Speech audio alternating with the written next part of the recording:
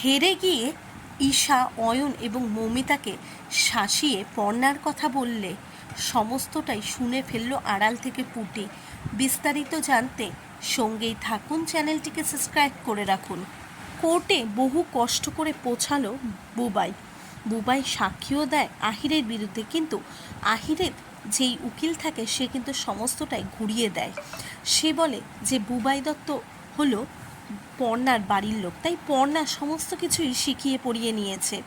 ওইদিকে কিন্তু পর্ণা বুঝতে পারে না কী করবে, কেননা বুবাই একমাত্র তাদের সাক্ষী, আর কেউ কিন্তু ছিল না। ওইদিকে সমস্ত কিছু যখন হয়ে যায় তখন কিন্তু কোর্টের জাজ জিজ্ঞাসা করে, আপনাদের কি আর কোনো সাক্ষী আছে, ভালো কোনো প্রমাণ?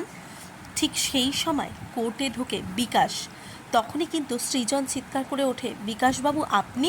কেননা বিকাশ আর সহ্য করতে পারল না। পর্ণা, সৃজন এরা যেইভাবে প্রতিবাদ করছে, আর কতদিন বিকাশ আর কতদিন চুপ করে থাকবে? তাই বিকাশ কিন্তু কোনো মতে আর এবার চুপ করে থাকতে পারলো না। এমনিও কিন্তু বিকাশ অন্যায় প্রতিবাদই করেছিল, কিন্তু তার এই হালত হয়েছিল।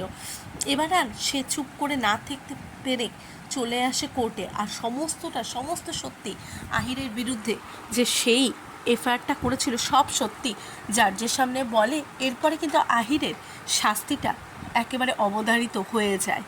এরপরে যখন প্রচণ্ড রেগে যায় ঈশা হেরে যায় পর্ণার কাছে, ঠিক সেই সময় কিন্তু অয়ন এবং মৌমিতাকে শাসাতে থাকে, আর সমস্ত পর্ণার কথা বলে দেবে, বা পর্ণার এই অবস্থার জন্য যে মৌমিতা দায়, সমস্তটা কিন্তু এই সব বলে যখন শাসাতে থাকে, ঠিক আড়াল থেকে সমস্ত কথা শুনে ফেলবে পুটি।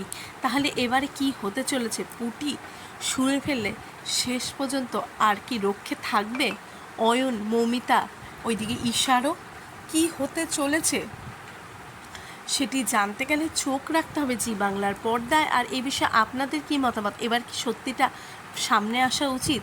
এবার কি পর্ণার জ্ঞানটা ফেরা উচিত? প্লিজ আপনারা আপনাদের মতামত অবশ্যই কমেন্ট বক্সে কমেন্ট করে জানান।